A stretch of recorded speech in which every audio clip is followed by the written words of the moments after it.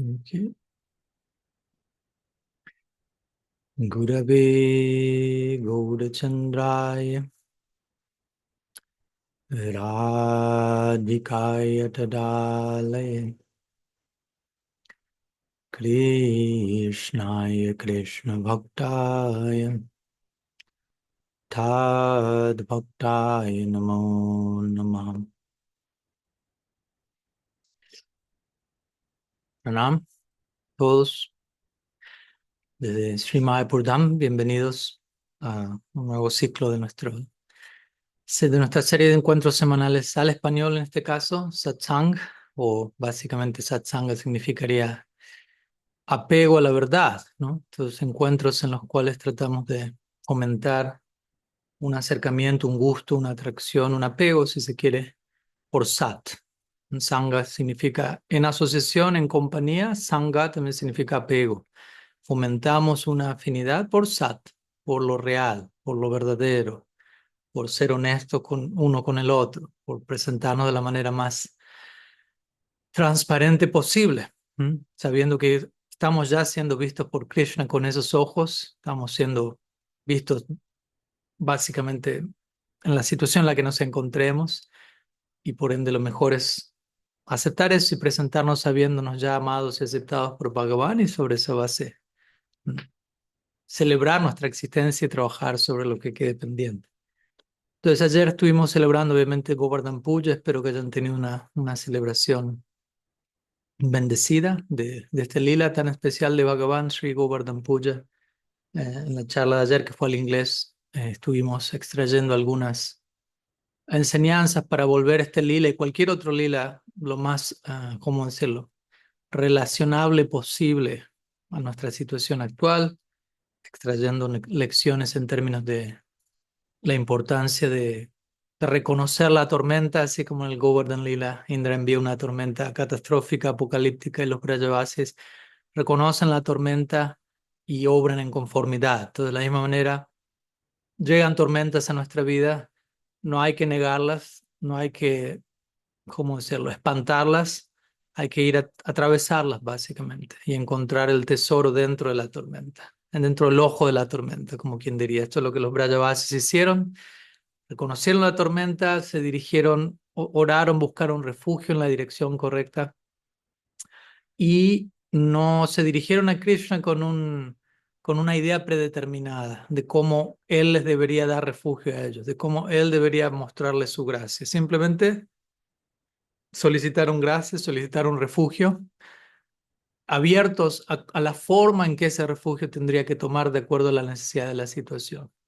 No le permitieron a Krishna ser creativo, básicamente, ejercitar esa cualidad que lo vuelve quien es, básicamente. Entonces, Krishna hizo lo impensable, ¿no? Alzó una colina como si fuese un pequeño hongo del suelo con gran facilidad, creó un paraguas gigante, y durante una semana la situación que comenzó como lo peor posible terminó volviéndose lo mejor posible, donde todos los Brajavasis pudieron recibir el darshan ininterrumpido de Bhagavan durante una semana. Entonces una de las lecciones sobre la cual reflexionamos ayer fue, ok, Govardhan Lila comenzó como lo peor de lo peor, lluvia apocalíptica amenazando matar a toda la aldea, terminó siendo lo mejor de lo mejor. Darshan ininterrumpido de Bhagavan como nunca ocurrió en ningún otro lila. ¿Qué pasó entre medio de estas dos cosas? Entre lo peor de lo peor a lo mejor de lo mejor. Entre medio pasó que los Brajavasis reconocieron la tormenta, tomaron refugio en la dirección correcta y estuvieron abiertos a cualquier forma en la que el refugio necesita tomar, cualquier forma en que la gracia de Krishna necesita tomar para llegar a nuestra vida.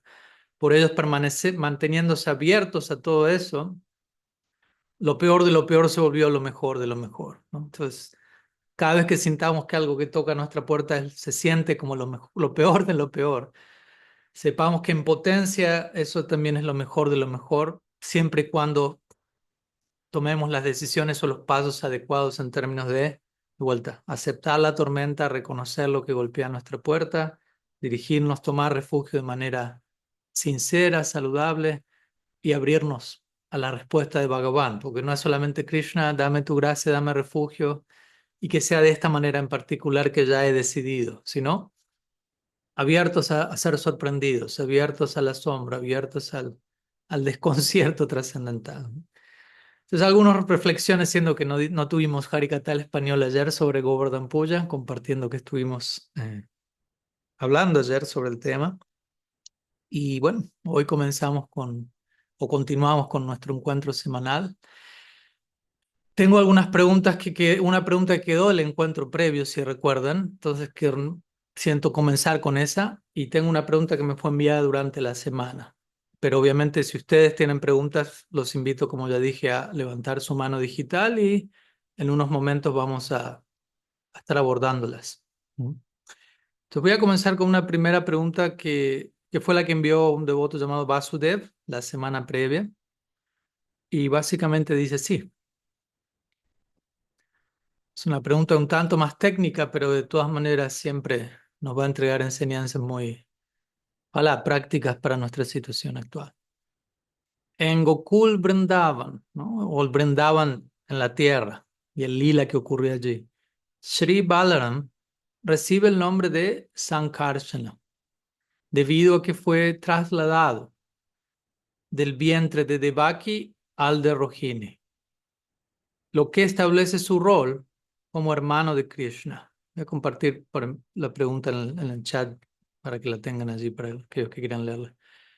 Entonces, en Gokul Vrindavan, Sri Balaram recibe el nombre de Sankarsana debido a que fue trasladado del vientre de Devaki al de Rohini, lo que establece su rol como hermano de Krishna. Esta conexión de hermandad surge porque ambos son considerados hijos de Vasudeva y Devaki, aunque esta hermandad va más allá de una simple conexión sanguínea. Mi pregunta es, ¿existe alguna explicación en los Shastras o en los comentarios de los sadhus sobre la relación entre Sri Balaram y Krishna en Golok Vrindavan? No en Gokul, en Golok. En ese contexto, ¿quiénes serían los padres de Dauji? Dauji es otro nombre de Balaram, que significa el hermano mayor de Krishna. Es una pregunta interesante. Eh, Vamos a aclarar algunos elementos mientras respondemos a la pregunta. Entonces, uno de los nombres de Balaram, de vuelta, Balaram recibe diferentes nombres, principalmente Baladev, Rama, Sankarsana, son de los nombres principales. Dauji, Rohini Sutta, muchos más, obviamente, pero estos son los centrales. Eso es uno de los nombres que Balaram, el hermano de Krishna, amigo de Krishna, y también primera expansión inmediata de Bhagavan, recibe en el lila terrestre, en el juego divino que Krishna ejecuta en la tierra miles de años atrás, un nombre que él recibe es Sankarshan. Entonces, Sankarshan muchas veces significa aquel que es llevado de un lado al otro, aquel que es como arrastrado. Y el nombre Sankarshan, como vamos a ver, se relaciona a varias cosas. También está el famoso lila en donde Balaram con su arado arrastra el Yamuna, pero también se puede decir que Sankarsana implica cómo Balaram es arrastrado del vientre de Devaki al vientre de Rohini. Como sabemos en el Lila, Balaram nace previo a Krishna, el hermano mayor del vientre de Devaki. Al menos contemplemos por el momento la posibilidad de que Krishna y Balaram son hijos de Devaki por empezar. Y parece ser que Devaki sufre una pérdida del embarazo, pero en realidad lo que ocurre en ese momento fue un traslado, ¿no?, del vientre de Devaki al de Rohini, quien se encontraba, pese a ser una esposa de Vasudeva, se encontraba en Vrindavan en ese momento. Y eventualmente Balaram nace en el lila terrestre del vientre de Rohini en Vrindavan. ¿No? Entonces, para poner un poco los elementos en su lugar. ¿No? Ah, También, obviamente, el nombre Sankarsana, un detalle para aclarar, ¿no? El nombre Sankarsana es utilizado por Sukadev Goswami en el Srimad Bhagavatam en diferentes partes del texto, pero incluso también en relación a un significado más confidencial del nombre, más allá de los dos significados que ya mencionamos en relación al ser arrastrado de un vientre al otro o arrastrar el Yamuna. También Sankarsana implica como alguien que arrastra o alguien que une, alguien que conecta. ¿Mm? Entonces, en el momento en el que Krishna se encuentra fuera de Vrindavan, adelantemos el lila en la tierra, ¿m? En un punto, luego de que Uddhav fue a Vrindavan, intentó dar un mensaje a los Brajavasis, etc., Krishna envía a Balaram a Vrindavan. ¿M? Y obviamente Balaram es un Brajavasi, nació en Vrindavan del vientre de Rohini, conoce los sentimientos de los Brajavasis mucho mejor que Uddhav, y él es capaz de representar a Krishna ante los Brajavasis en su visita a Vrindavan, hasta tal punto, en otras palabras, Sankarsana significa atraer. Entonces, en un punto, Baladev es tan capaz de representar a Krishna cuando él va a Vrindavan, por conocer tanto a Krishna, por conocer tanto a los Brajavasis, que de alguna manera le arrastra, llamémoslo así, Sankarsana, la presencia de Krishna ante los Brajavasis a través de él cuando él está presente allí, ¿no? A través de la tradición oral, a veces se dice que cuando Balaram está entregando un mensaje a las gopis de Brindavan, cuando él va a Brindavan para dar un mensaje de esperanza, Baladev se absorbe tanto en su representación, en representar a Krishna, ¿no? En servicio a él como mensajero, en representarlo, que la tez de Balaram se torna Shyam. Balaram adquiere la tez de Krishna. Hay unas pocas deidades que vemos de Balaram de color oscuro, de color negruzco, ¿no? Generalmente Balaram es visto en tez clara, ¿no? En tez transparente. Muchas veces diría que es como la tez de Balaram. Pero en ciertas deidades él aparece con el color de Krishna, indicando este momento en el cual él se absorbe en representar a Krishna, que de alguna manera él sankarsana, él atrae, arrastra la presencia de Krishna en el corazón de los Brajavasis al representarlo. Entonces, dicho eso, obviamente también Sankarshan puede referirse a Mula Sankarshan, que es una expansión de Balaram para los lilas que Balaram ejecuta en Mathura y Dwarka, ¿no? Y aquí viene un punto que es hasta qué punto Balaram y Krishna nacen en Mathura o en qué sentido pueden ser concebidos como Brajavasis de sangre. Y en Mathura estamos hablando de expansiones de ellos que ejecutan su lila allí, que ejecutan su lila en Dwarka. Eso es lo que al menos nuestros Goswamis enseñan. Entonces, de acuerdo a la teología de los 6 Goswamis de Vrindavan, aunque en un nivel podemos decir Krishna es el hijo de Vasudeva y Devaki, Devaki Nandan, Vasudev Krishna, podemos decir que Balaram es el hijo de Vasudeva y Devaki, ¿no? Podemos en cierto nivel establecer eso. Al mismo tiempo, nuestros Goswamis establecen con diferentes pruebas de las escrituras que Krishna nace en Vrindavan. Partamos por ese lado, que Krishna es el hijo de Nanda y Yashoda literalmente, no un hijo adoptivo, no un hijo no de sangre, digámoslo así, ¿no? Y los Goswamis comentan al Bhagavatam mencionando que cuando Vasudev viene de Mathura, llega a Vrindavan con Krishna, que nuestra concepción es una expansión de Krishna, Mathura Krishna, Mathuresh Krishna. Cuando él trae esa expansión de Krishna desde Mathura y entra a Vrindavan, se dice que Yashoda dio a luz a Krishna y a Yogamaya, mellizos, digámoslo así. Y la expansión de Krishna que viene de Mathura con Vasudev se funde en el Braja Krishna, en el Krishna original que nace del vientre de Yashoda en Vrindavan, ¿no? Y hay diferentes secciones en las escrituras que marcan este punto. ¿No? Por ejemplo, por dar un ejemplo, el famoso Gopi Gita, donde las gopis cantan Jayati Tedikam Janmana Braja. El primer verso del Gopi Gita, las gopis hablan de qué afortunado es Braja, porque Janmana Braja. Krishna nació en Vrindavan, adquirió su nacimiento allí. Entonces, ¿quién mejor que las gopis conocen la verdad acerca de Krishna? Entonces, de ese lugar podemos decir, Krishna nace en Vrindavan, literalmente. Y de alguna manera podemos también decir, bueno, de alguna manera Balaram también es un Brajavasi, a pesar de que en el lila en la tierra, en su nacimiento se da aparentemente a través de este Sankarsana, a través de este traslado de un vientre al otro. ¿Mm? Desde ese lugar muchas veces decimos, bueno, Krishna y Balaram son hermanos. ¿Mm?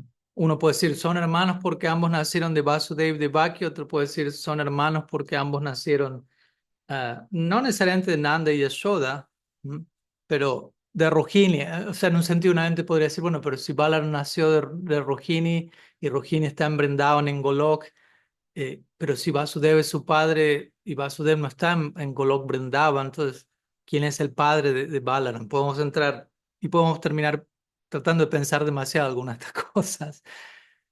Y el punto central que voy ahora es este, que es el punto central aquí es el sentimiento, no tanto la relación de sangre, porque algunas personas especialmente de otras sampradayas, quizás quieran establecer el caso de que no, todo eso es muy Gaudiya Vaishnava. Krishna y Balaram nacieron de Vasudeva y Devaki en, en Mathura, eh, punto. O algunos pueden decir, ¿no? Esta es otra opción, quizás aquí podemos establecer mejor el punto.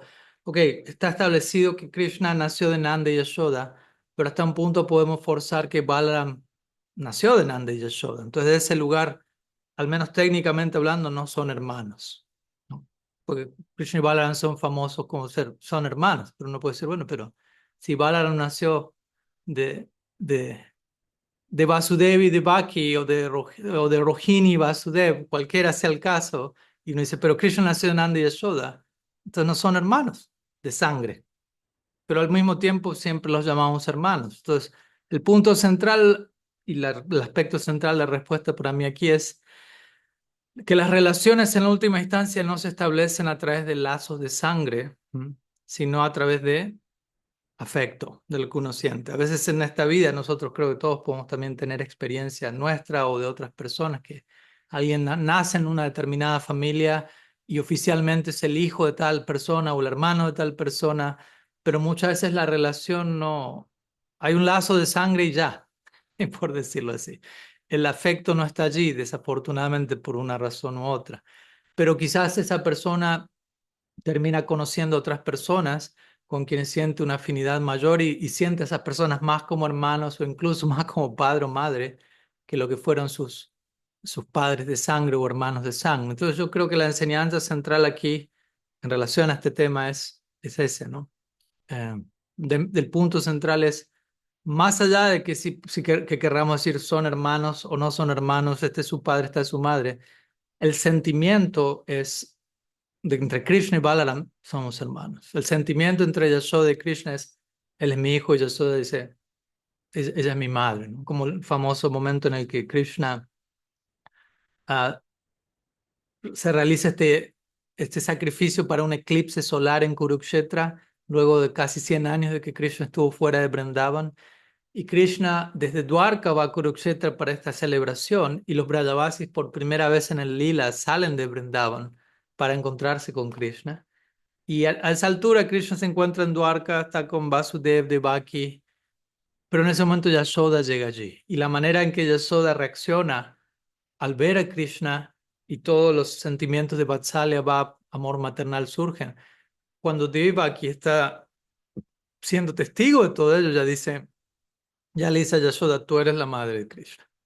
No. Aunque muchos dicen que yo soy la madre de Krishna, al ver lo que tú sientes por él, al ver lo que él siente por ti, al ver la interacción amorosa entre ustedes dos, sí, yo soy famosa como la madre de Krishna en cierta medida, pero tú eres la madre de Krishna con letras mayúsculas.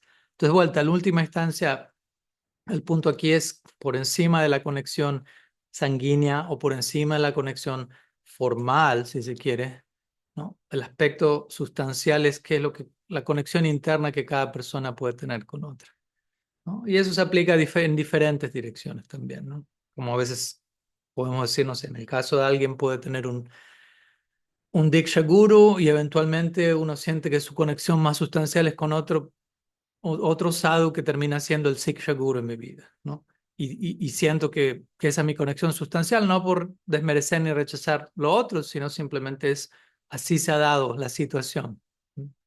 Y no es un problema. En nuestra tradición se menciona, no debería ser un problema, como cuando le preguntaron a Srila Siddhar Maharaj, entre el Diksha y el Siksha Guru, ¿cuál es el más importante? Y él dijo, el que más te está ayudando. Básicamente respondió con sentido común, ¿no? No hay problema. De acuerdo a lo que uno siente, hay que, por decirlo así, dejarse llevar por ello en este marco de lo que estábamos hablando. En fin, algunas ideas, espero que sume. Y tengo una segunda pregunta que me envió un devoto en la semana, pero también veo que hay algunas manos alzadas aquí, así que vamos a ir interactuar un poco. Vamos con la pregunta que tiene en vivo Avatari. Luego vamos a la pregunta que me fue enviada, luego vamos donde Lakshmi Priya y así sucesivamente.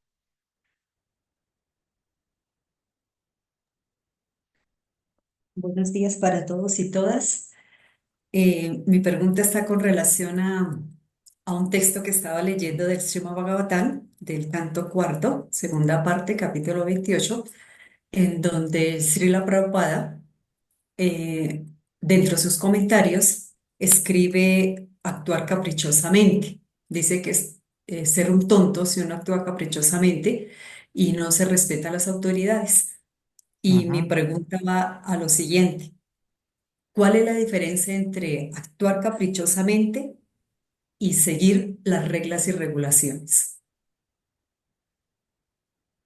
¿Cuál es la relación entre actuar caprichosamente No, y ¿cuál es la seguir? diferencia, La diferencia. Ah, ok, ok. Creo que sí, dijo, entre ¿cuál es la actuar relación? caprichosamente Ajá. y seguir las reglas y regulaciones? Mm, ok. Pues obviamente lo que me viene a mi mente de inmediato es ah, esta palabra que Srila Rupa Goswami utiliza en su segundo verso del Upadeshamrita, que es Niyama Graha. ¿Mm? Niyama Graha, la cual es interpretada por los diferentes comentaristas en dos direcciones, justamente en relación a lo que la pregunta dice. Una de las direcciones es rechazar toda regla y regulación, ¿no? Y básicamente, por decirlo así, ser un rebelde sin causa, si se quiere, desde ese lugar, un rechazo anárquico, ¿no? De toda regla, de toda regulación. Y el otro extremo, Niyama Graha, es seguir toda regla y regulación, pero de manera ciega, mecánica y sin entender por qué lo estoy haciendo. Entonces, Rupa Goswami menciona esta palabra, Niyama Graha, puede significar estas dos cosas y ambos son igualmente dañinos, ¿no?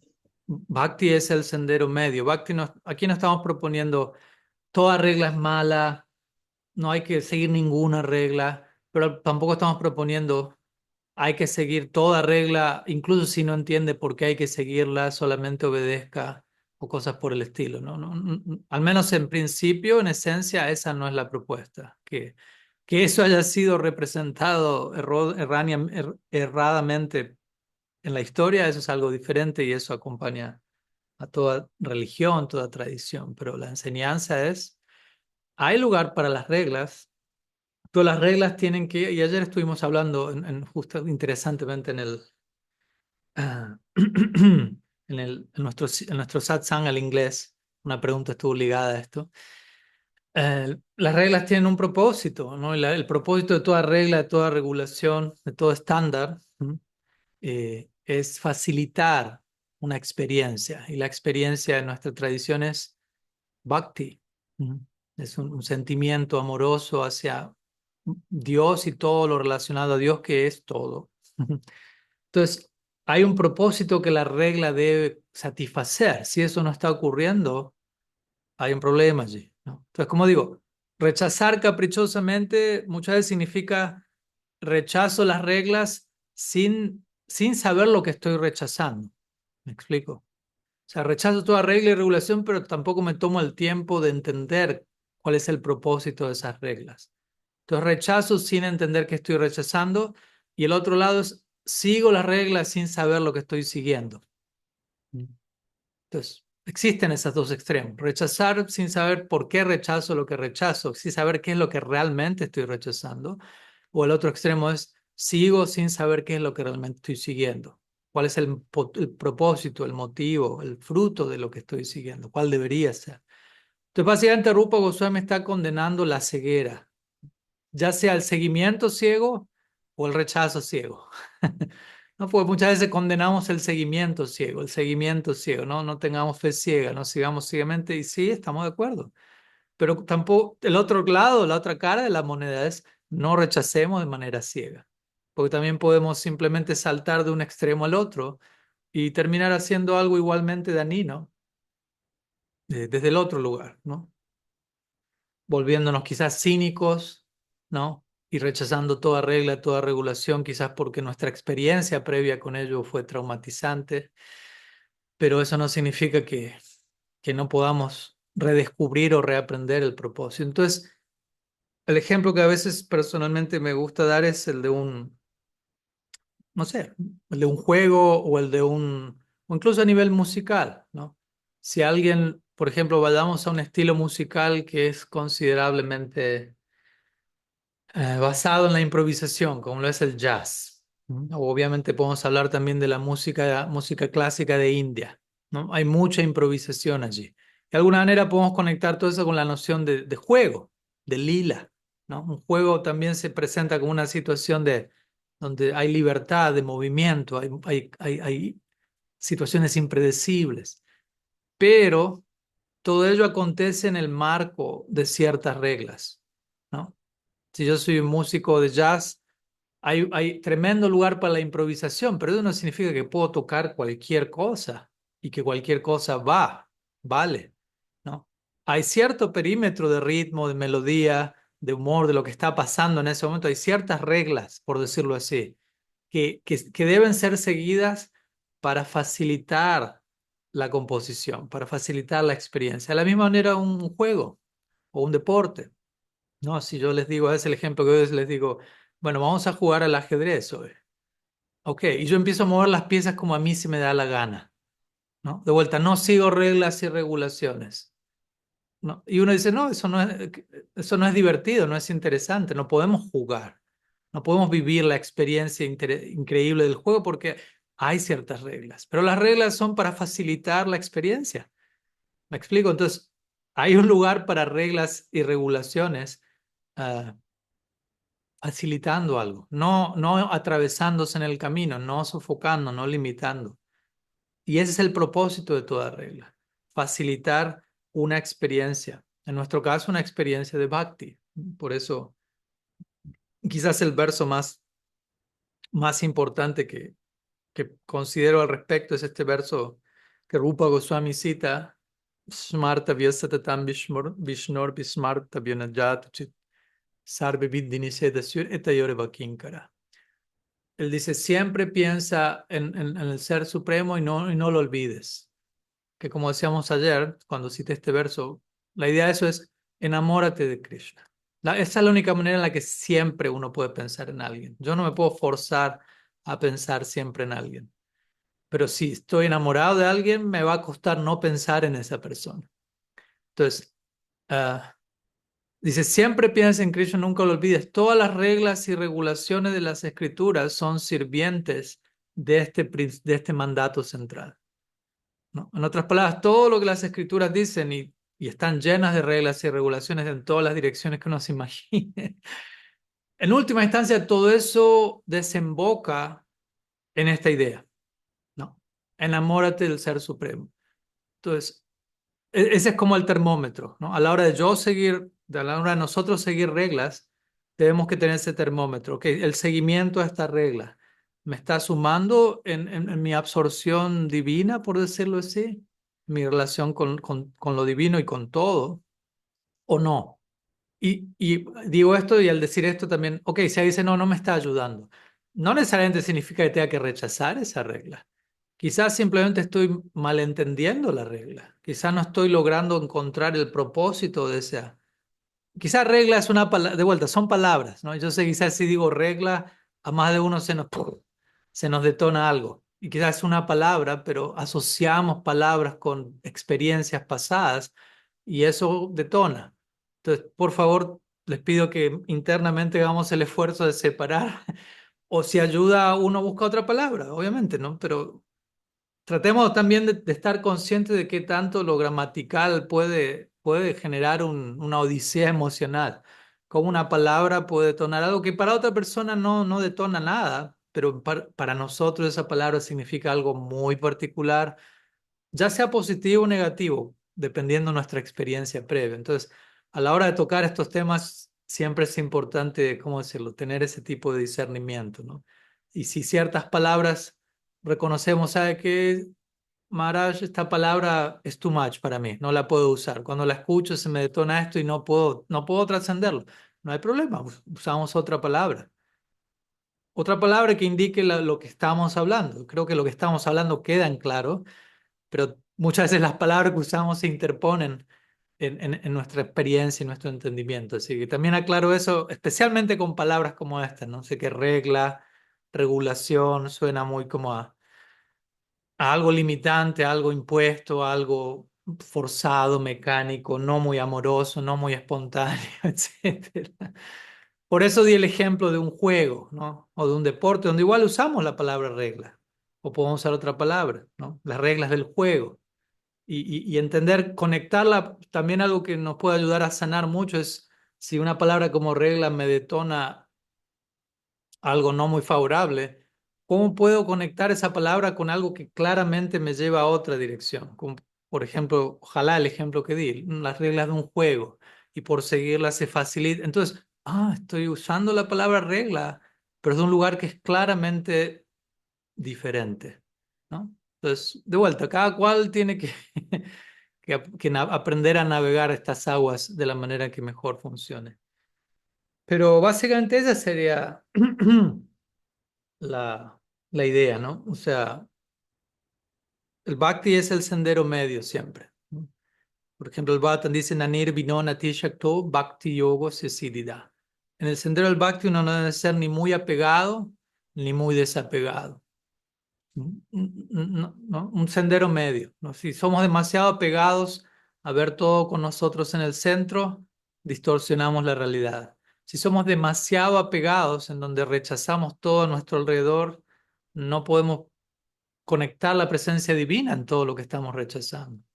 Entonces, Bhakti implica un cierto tipo de apego, un cierto tipo de desapego en cierta medida. Entonces, de la misma manera, cuando estamos hablando aquí de reglas, no estamos diciendo rechace toda regla, siga toda regla, porque también cada regla o cada recomendación de las escrituras no es que se aplican todas a una sola persona, ¿no? Las escrituras hablan desde un lugar muy amplio, especialmente nuestras escrituras, que no solamente hay un libro, hay demasiados. ¿Por qué? Porque hay demasiadas personas en demasiadas situaciones diferentes.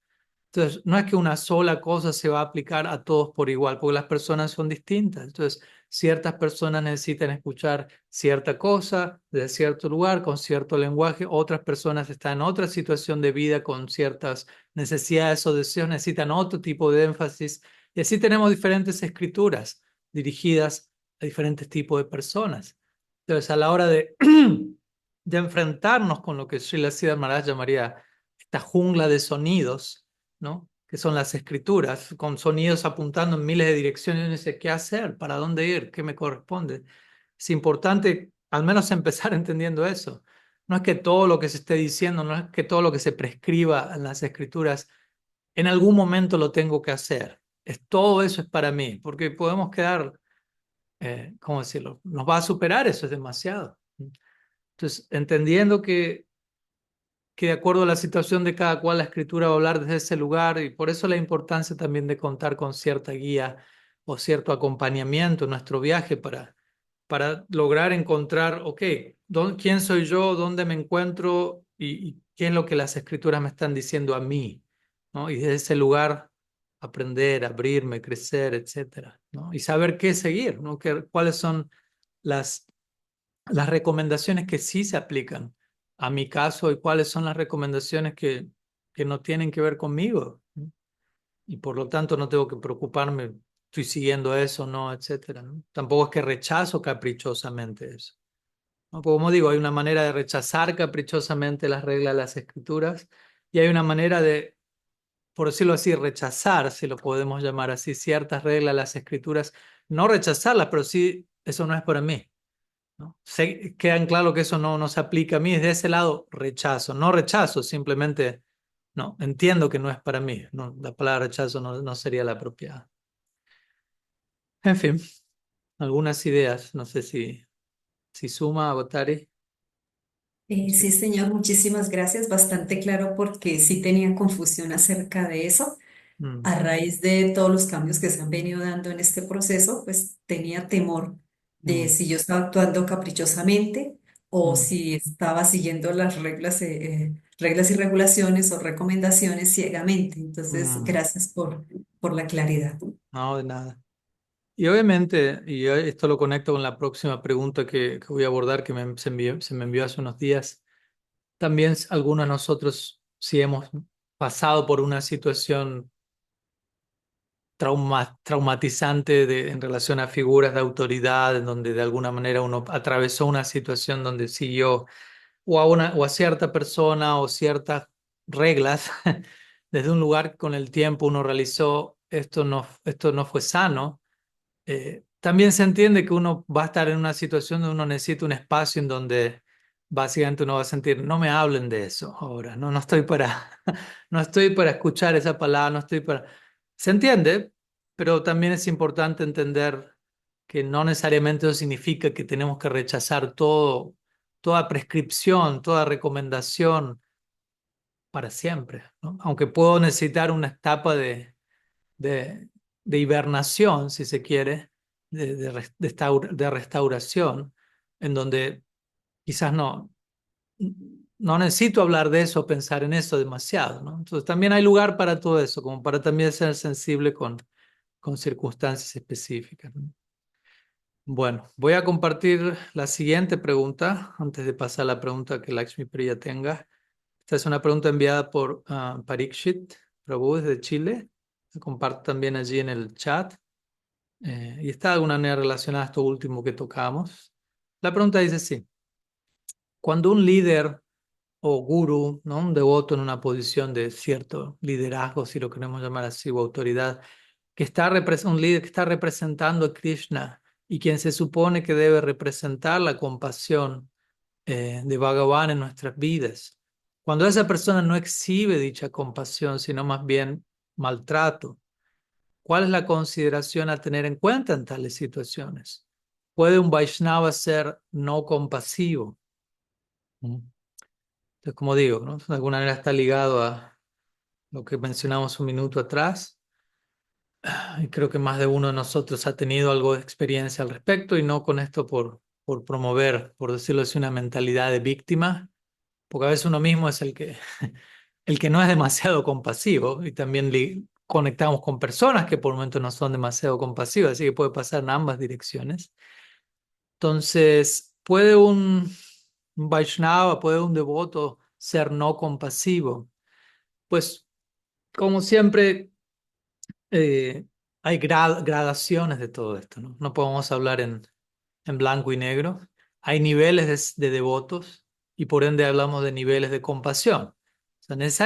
O sea, cuando hablamos de un Vaishnava, naturalmente una de las cualidades, como vamos a ver, incluso la primera cualidad que muchas veces se menciona en relación a un Vaishnava es compasión. ¿No? Ahora la pregunta es, ¿qué tan Vaishnava uno es? ¿No? Me explico. En la medida que yo haya abrazado el Vaishnavismo en mi vida como ideal, se espera que sea compasivo, naturalmente, porque ser Vaishnava implica eso, entre otras cosas. Pero en la medida que no haya aceptado el Vaishnavismo profundamente, todavía voy a seguir exhibiendo síntomas a Vaishnavas, que significan no Vaishnavas. ¿Me explico? Entonces, a menos que uno haya llegado al pleno nivel de Vaishnavismo, todavía uno va a exhibir cosas que tienen poco y nada que ver con el Vaishnavismo. Cierta etapa de la práctica uno tiene cualidades mixtas, digámoslo así. ¿No? Entonces hay niveles de ser un sadhu, hay niveles de ser un Vaishnava, hay niveles de ser un devoto. ¿No? Y por ende hay niveles de exhibir la compasión que caracteriza a un Vaishnava o a un devoto. ¿No? Obviamente un sadhu, un Vaishnava, un devoto, un practicante serio, sí, idealmente, quiere decir un líder, un guru, etcétera, idealmente representa la voluntad de Krishna ante otras personas, ¿no? Todos necesitamos esa experiencia. Yo siento que es algo muy hermoso cuando eso ocurre, ¿no? Cuando podemos sentir que, y esto no está limitado a un guru o a un líder, eso puede ocurrir entre cualquiera de nosotros cuando nos reunimos de un lugar honesto, ¿no? Como Jesús diría en la Biblia, cuando dos o tres se reúnen en mi nombre, allí yo estoy, ¿no? En el Bhagavad Gita tenemos una versión similar, ¿no? En el Chatushloki, verso 9 del capítulo 10, Krishna dice, ¿no? Los pensamientos de mis devotos están en mí y ellos se reúnen y se iluminan unos a otros hablando acerca de mí, y yo me manifiesto proporcionándoles dicha, gozo, conocimiento, etcétera. ¿No? Entonces, no necesariamente cuando digo Krishna se manifiesta a través de alguien estoy hablando de algo jerárquico, por decirlo así, ¿no? el líder, el guru, solamente a través de esa persona Krishna puede, no, Krishna puede manifestarse como a él se le antoje de tantas formas, ¿no? Y, pero el punto es, idealmente cuando hablamos de una figura de liderazgo, y por liderazgo no estoy hablando de una posición jerárquica en una institución, ¿no? Sino de un liderazgo natural donde alguien siente que la otra persona es alguien mayor, un mentor, alguien que me inspira. Naturalmente esa persona va a representar a Krishna en nuestra vida, la voluntad divina, vamos a sentir que fluye a través de esa persona. Entonces, el punto es que Krishna es conocido, entre otros nombres, como Karuna Sindhu, o un océano de compasión. Entonces, si Dios es un océano de compasión, naturalmente el representante del Ser Supremo de alguna manera va a representar esa misma cualidad. Y como digo, una de las 26 cualidades del devoto, obviamente hay más de 26, pero es una de las tantas listas que se presentan en nuestra tradición. La primera cualidad de esas 26 es Kripalu. Y Kripalu significa compasivo, misericordioso, ¿no? Mm. Interesantemente, luego en la lista hay otras cualidades similares, ¿no? Vadanya. Vadanya significa magnánimo, ¿no? Mridu. Mridu significa como amigable hacia todas las personas, ¿no? O Sarva Upakaraka. Significa aquel que trabaja para el bienestar de todos, ¿no? Manada, aquel que ofrece respeto a todos. Karuna, compasivo. Maitra. Maitra significa amigo, aquel que es un amigo de todos, ¿no? Entonces, vemos que varias de las cualidades de esta lista de 26 apuntan a esta dirección, ¿no?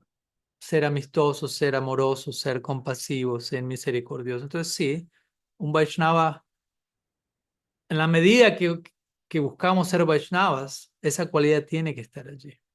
¿Mm? En nuestra tradición hay varias grandes personalidades al respecto. Prahlad Maharaj es una de ellas, ¿no?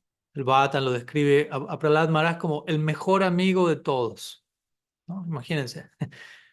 Cuando nosotros pensamos en el mejor amigo, uno, sí, como mucho puede pensar en, ¿qué? Una sola persona o trato de ser, pero él es el mejor amigo de todos, ¿no? E interesantemente, cuando Prahlad Maharaj aparece en el Gorlila, él aparece como Vasudev Datta, ¿no? Y en un momento muy interesante del Gaur Lila, Vasudev Datta le pide a Mahaprabhu, se aproxima a él y le pide una bendición y él dice, cuando yo observo el sufrimiento de las entidades vivientes, mi corazón se parte, básicamente dice Vasudev Datta o Prahlad Maharaj en el Gaur Lila. Por lo tanto, él le dice a Mahaprabhu, o Bhagavan, humildemente te solicito lo siguiente, transfiere todas las actividades pecaminosas de las demás personas a mí.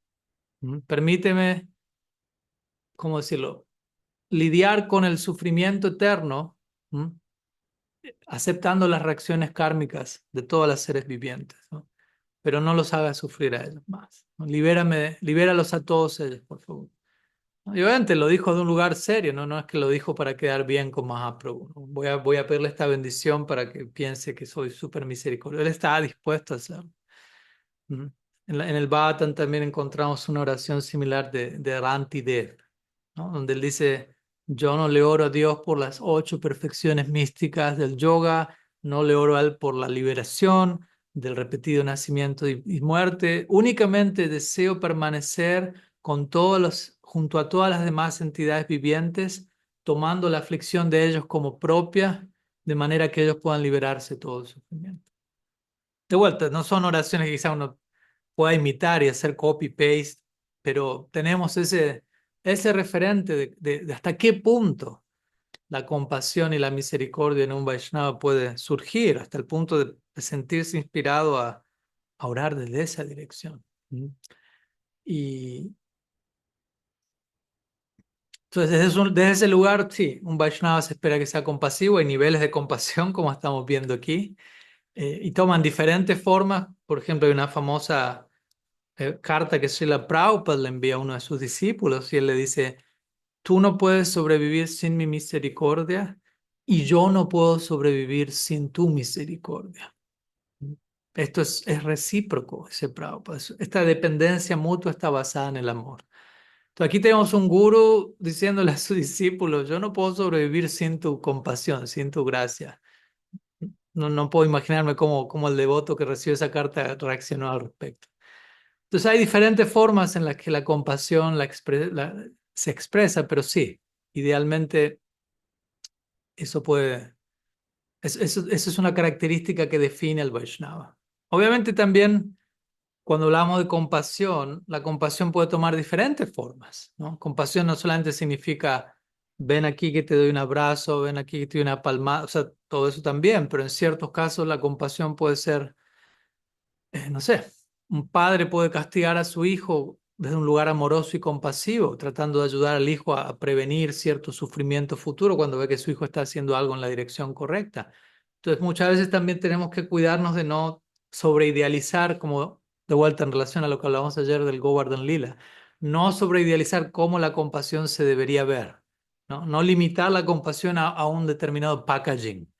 Ok, aquel que hace esto por fuera es compasivo y el que hace otra cosa no es compasivo. No necesariamente.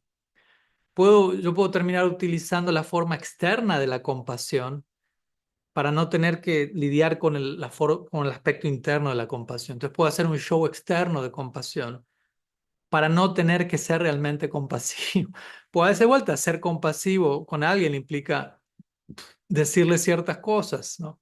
Implica entrar en en un diálogo, una conversación que puede ser complicado y quizás quién está dispuesto a eso.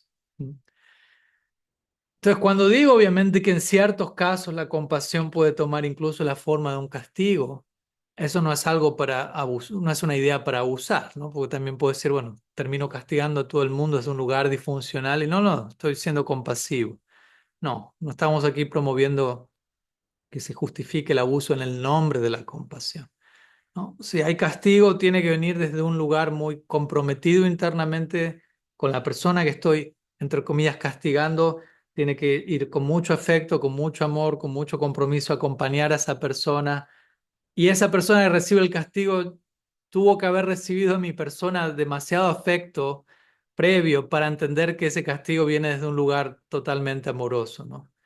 ¿No? Y claramente eso que si yo estoy castigando a alguien, y de vuelta, eso no es algo como para tomar a la ligera, yo tengo que ser muy honesto de que estoy haciéndolo con la intención correcta, es el lugar correcto y no para justificar lo injustificable, para yo escapar de yo hacerme cargo de cosas que tengo que cambiar, porque también eso ha pasado, ¿no? Y quizás tiene que ver un poco con la pregunta original que muchas veces ciertas personas, sobre todo en posiciones de poder, digámoslo así, el poder, como se dice el dicho, el poder corrompe y el poder absoluto corrompe absolutamente. Entonces, como seres humanos, no, no estamos inmunes a la influencia, ¿no? de estas situaciones, ¿no? Quizás no tengamos mala intención en el inicio, pero si nos encontramos en una situación donde somos sobreidealizados, sobreadorados en exceso, que muchas veces ocurre esto con líderes en nuestra tradición y en otras, ¿qué capacidad tenemos de no creernos todo eso? ¿Qué capacidad tenemos de no tomar todo eso como una confirmación de que yo soy algo que en verdad no soy? ¿Mm? Entonces, muchas veces en situaciones de poder, etcétera, terminamos comportándonos desde un lugar disfuncional, lo cual muestra que esa posición no nos está haciendo bien. Y terminamos maltratando personas, terminamos siendo indiferentes, insensibles y perdiendo la capacidad de reconocer nuestros propios errores, perdiendo la sensibilidad de poder sentarnos y tener una conversación donde acepto lo que tenga que hacer, donde estoy abierto a escuchar cuál es la opinión de otros sobre mí, por ejemplo, ¿no? Donde incluso tomo la iniciativa de consultarle a otros, no a cualquiera obviamente, pero a personas cercanas y que me conocen, ¿cómo me ven? ¿Hay algo que me quieran compartir? ¿Hay algo que sienten que no se está haciendo bien? Estoy abierto al feedback, necesito el feedback, ¿no? Necesito otros puntos de referente, otros ángulos, no me quiero quedar únicamente con mi perspectiva, con mi opinión, porque eso es algo peligroso, es algo unidireccional, es algo que sin duda alguna pierde de vista muchas otras cosas que están pasando, ¿no? Uno nunca debería concluir, mi visión de las cosas es absoluta y no se me escapa nada. ¿No? Creo que nadie lo diría, sería demasiado bochornoso decir algo así, pero muchos vivimos en base a esa premisa, ¿ves? Por momentos.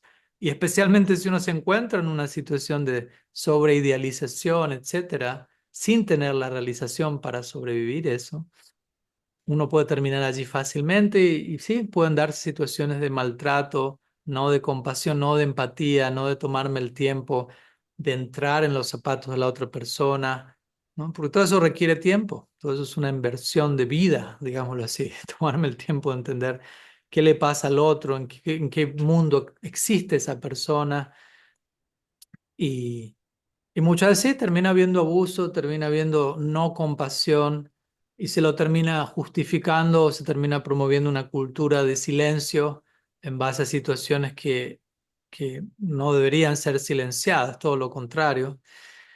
Y en el nombre de todo eso se termina dando mucho lo que en inglés llama spiritual bypassing o evasión espiritual, ¿no?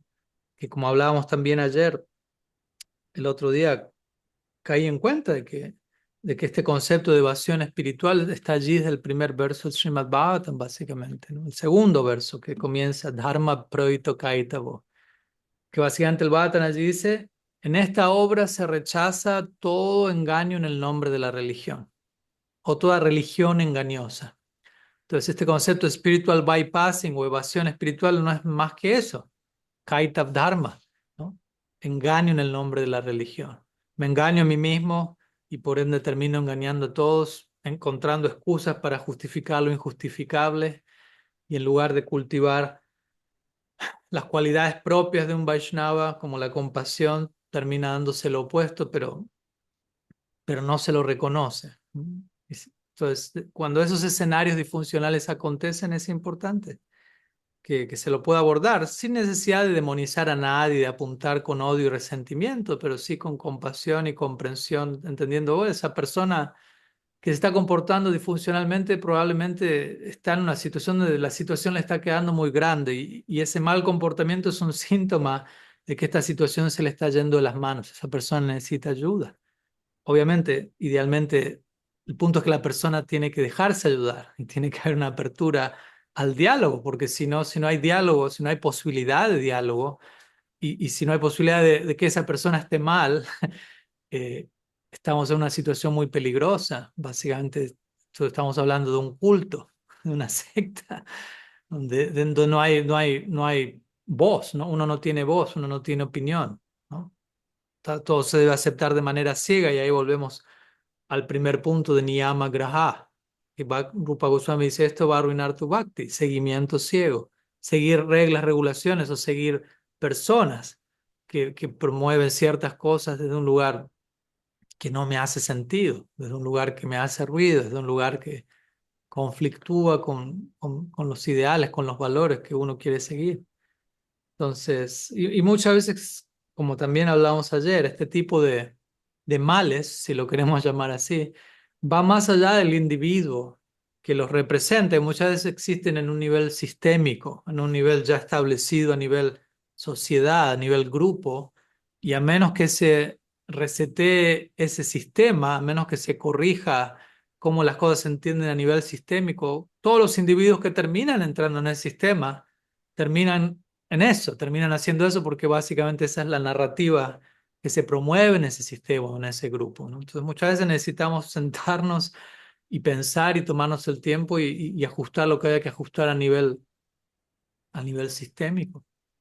Y de vuelta, si no hay posibilidad de que eso ocurra y uno se encuentra en una situación de abuso, de negación, donde no se puede hablar, no se puede pensar, donde todo es estigmatizado y demonizado, o buena parte, bueno, en algunos casos lamentablemente o no lamentablemente, pero uno es invitado a través de ello a tomar distancia, a encontrar un círculo donde uno se encuentre protegido, donde los valores de uno estén preservados, sean promovidos, y muchas veces eso ocurre, ¿no?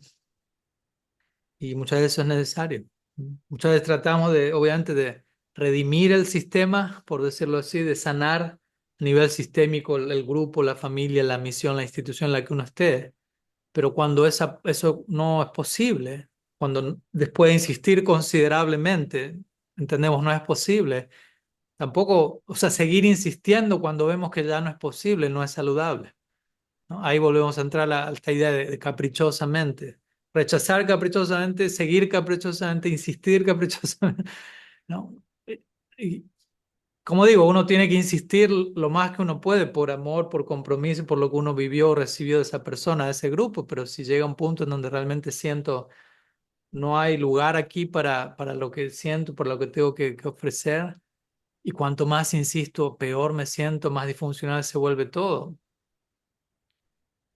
Quizás la decisión sea dar un paso a un lado y buscar otro tipo de asociación, por decirlo así, otro tipo de compañía, ¿no? Y de vuelta, no digo esto baratamente, ¿no? Como que uno tome esa decisión precipitadamente, pero también entendiendo que en algunos casos eso es lo que se necesita, porque si no también quedamos atrapados en un círculo de nostalgia, de apego, de quién sabe qué, de temor, y entiendo que puede ser intimidatorio, sería intimidante.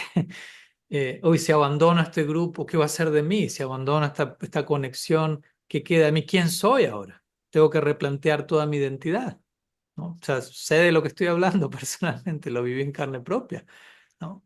¿Quién soy yo ahora? ¿No? Eso es fuerte, puede arrojarnos a una crisis existencial delicada. Uno necesita mucha contención en esos momentos, porque si no, o sea, si yo no puedo vivir sin una identidad, yo no puedo vivir sin un sentido de quién soy, pero en situaciones como estas mi sentido de la identidad queda sacudido fuertemente, ¿no? Entonces, necesitamos también una contención muy profunda en esos momentos para no enloquecer, literalmente.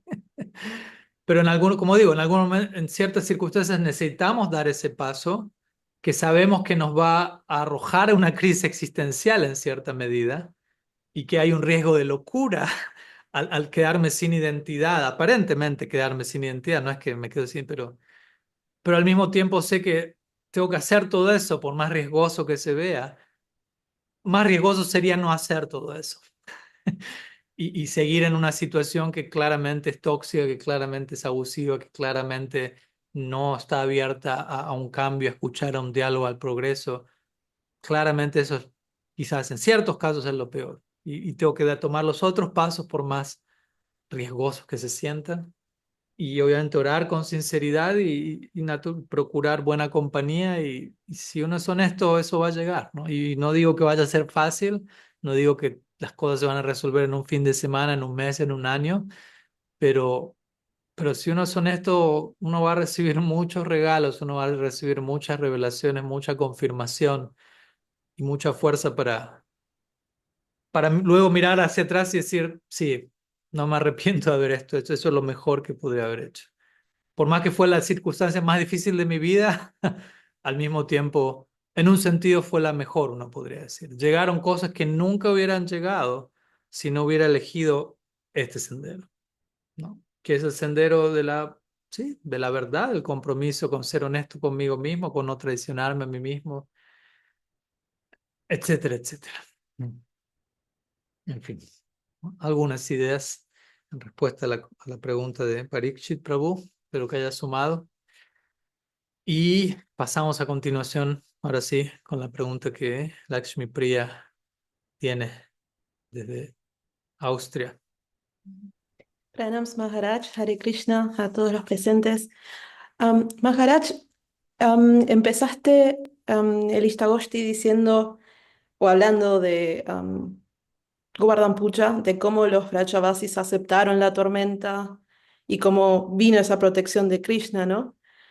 Y ayer justo leía un texto de Srila Sridhar Maharaj donde él explicaba o decía que, por ejemplo, cuando tenemos un amigo que está en una situación grave o delicada, que ni siquiera hace falta hacernos, o sea, preocuparnos por eso, porque en verdad está Krishna y Krishna se va a hacer cargo, digamos, ¿no? Mm, Como que tenemos que tener esa confianza de que Krishna lo va a cuidar.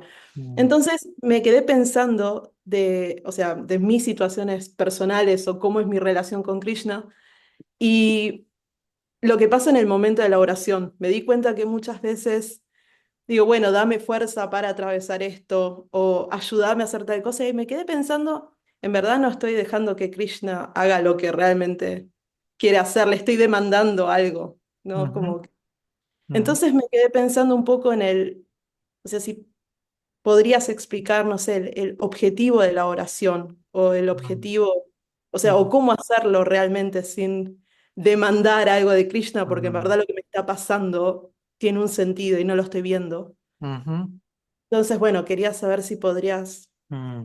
ir a alguna reflexión sobre eso. Sí, claro. Gracias por la pregunta.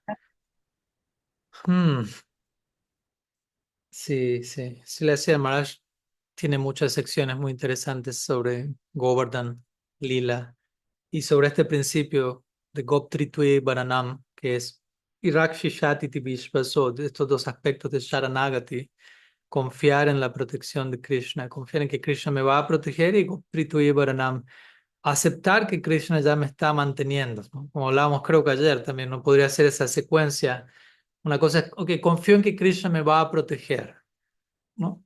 Que quizá implica la idea de, bueno, no sé si me está protegiendo ahora, pero me va a proteger.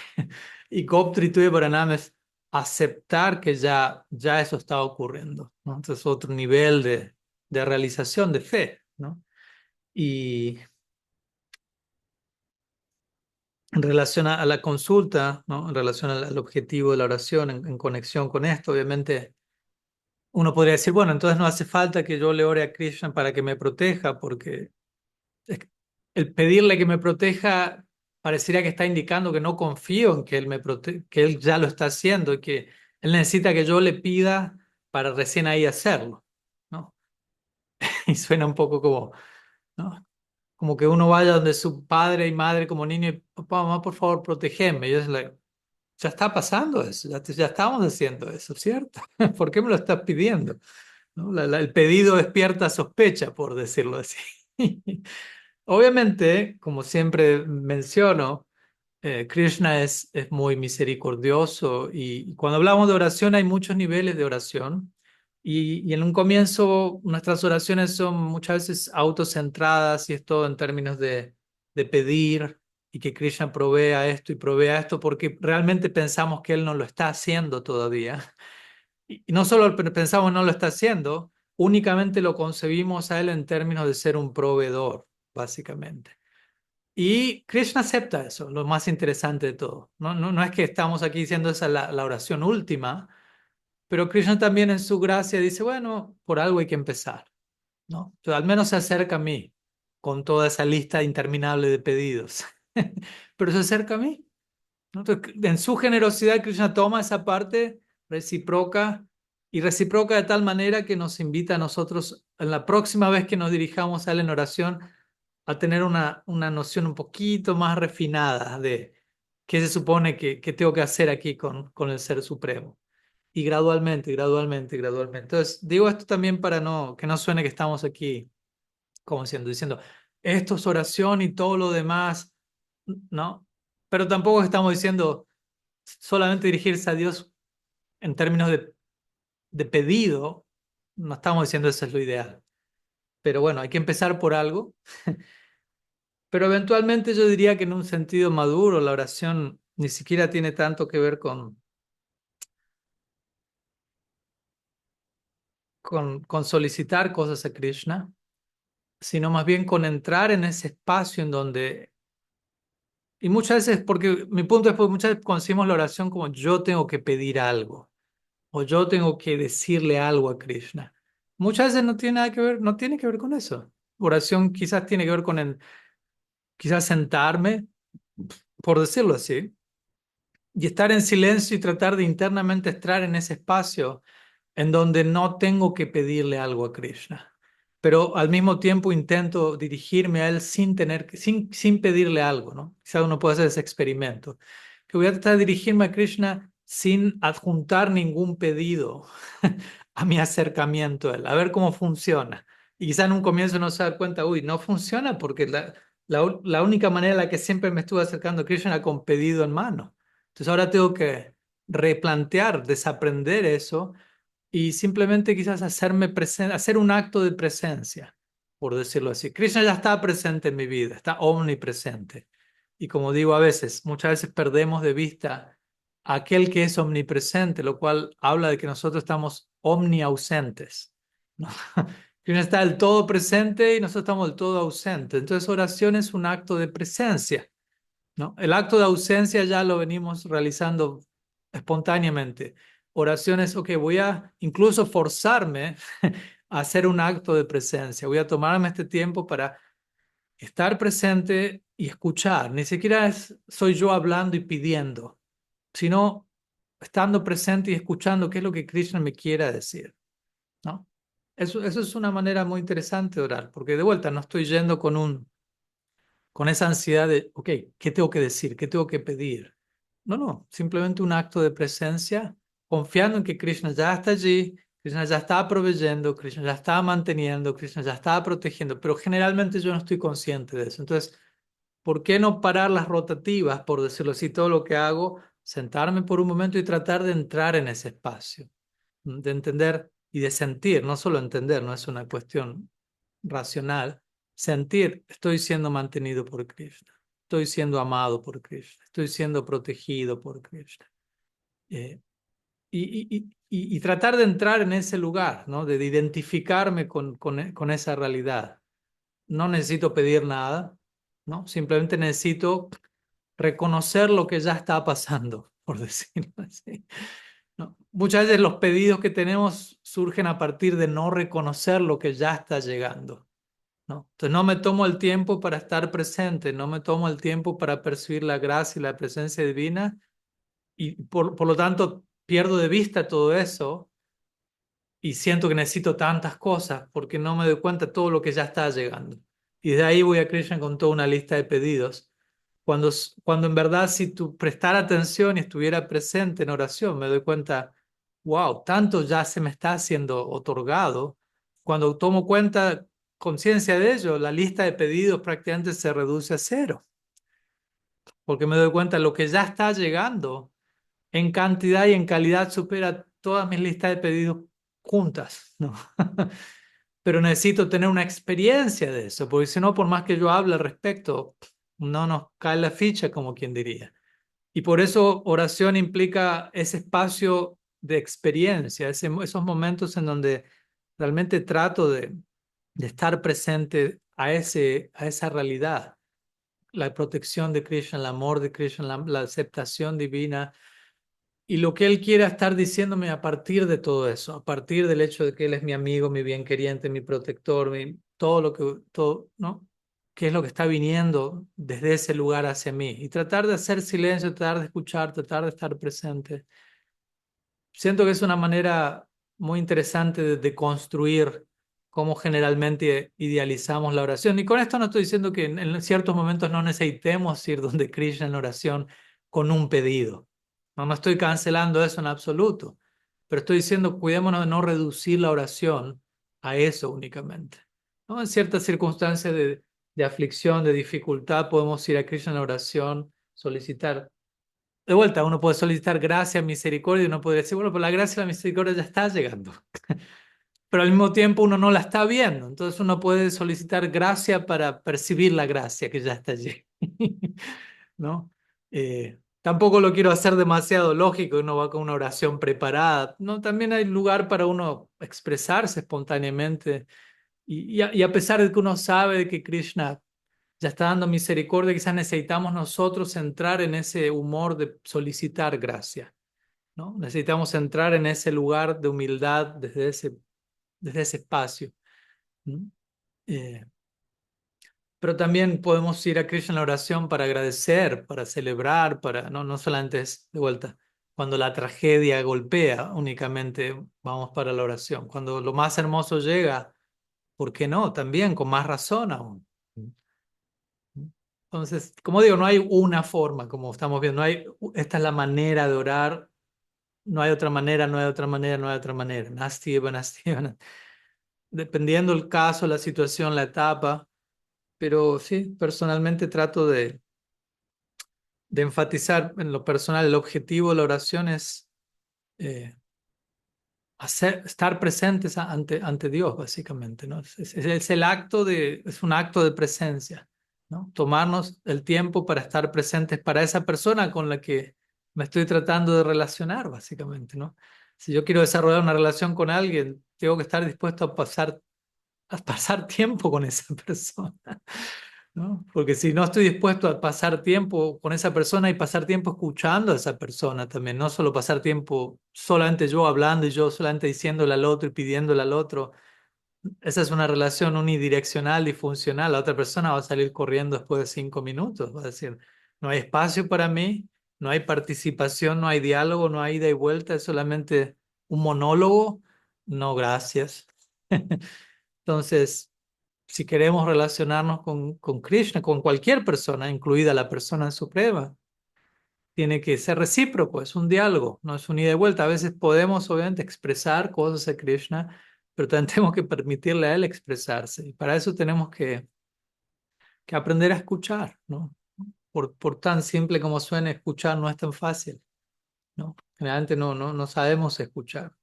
Estamos muy ansiosos, muy agitados, no muy internamente tantas cosas. Entonces, estar presentes, hacer silencio interno, externo y tratar de escuchar lo que se quiere revelar en el momento presente no es tan fácil. Va a requerir práctica, va a requerir disciplina, va a requerir tratar de una y otra vez traer a la mente de vuelta al momento presente, que es el momento en el que Krishna nos está hablando, porque la mente es experta en pegarse un viaje hacia el pasado y pegarse otro viaje hacia el futuro, ¿no? Nos vamos de viaje por el pasado y repasamos y pasó esto y este me dijo aquel y sentí esto, y después nos vamos al futuro, quiero hacer esto y va a pasar esto y qué pasa si no pasa esto, y temor y ansiedad en relación al futuro y nostalgia y depresión en relación al pasado muchas veces, y quedamos atrapados allá y Krishna está en el momento presente, delante de nosotros, esperando que nos hagamos presentes. Entonces, oración tiene mucho que ver con eso, ¿no? Con un acto de presencia y con estar dispuestos a recibir a Krishna por quien Krishna es, ¿no? También, ¿no? Como dijimos hace un rato, no podemos poner a Krishna en una caja y decir, ok, voy a orar, estoy presente, pero Krishna te tienes que manifestar de esta manera, ¿no? Tienes que ser como a mí me gusta, ¿no? No funciona así. Entonces también oración implica la apertura a permitirle a Krishna ser todo lo que él quiere ser en mi vida. De vuelta, es una relación. En una relación tiene que existir esa libertad. Amor implica, le estoy dando a mi amado esa libertad de ser todo lo que esa persona quiere ser, en un sentido saludable, obviamente, siempre en un parámetro saludable, lo que quiere ser, ¿no? Que idealmente está relacionado al máximo potencial de esa persona, ¿no? Ojalá nos identificamos con nuestro máximo potencial y Krishna está identificado con eso. Entonces, si Krishna quiere ser alguien y algo en nuestra vida, siempre es en la mejor dirección posible, pero ¿qué tanto estoy abierto a eso? ¿Qué tanto estoy dispuesto a incluso a soltar ideas que tengo acerca de Krishna, de Dios, para redescubrirlo en la oración? Porque también si vamos con ideas muy rígidas acerca de quién es Krishna y cómo debe ser la relación, quedamos atascados en eso, ¿no? Krishna se mantiene creciendo, evolucionando a cada momento. Entonces, si lo queremos poner a él en una caja con una etiqueta, no funciona, ¿no? Como a veces comparto esta línea de Richard Rohr, que él diría: nuestra experiencia previa de Dios es usualmente nuestro mayor obstáculo a nuestra experiencia siguiente de Dios, ¿no? Tuve una experiencia de Krishna 5 minutos atrás y el punto es que probablemente quedo apegado, ok, eso es Krishna. Entonces, automáticamente eso se vuelve el principal obstáculo a la siguiente experiencia que necesito tener de él, porque en el momento siguiente Krishna ya es alguien más, por decirlo así, ha evolucionado, se ha vuelto más amoroso, más hermoso, más dulce, siempre está expandiéndose en ese sentido. Entonces, si quedo demasiado atascado y aferrado a lo que fue mi experiencia de Krishna un momento atrás, ya no le estoy permitiendo a Krishna ser todo lo que él puede ser y todo lo que él quiere hacer, ser en mi vida, ¿no? Y entonces es algo bien dinámico, ¿no? Orar implica desarrollar nuestra relación amorosa con Dios y eso es algo intenso, dinámico, es una aventura. Ojalá no nos asustemos, ojalá no lo sintamos como, uff, too much, mejor dejo de orar aquí mismo, ¿no? No.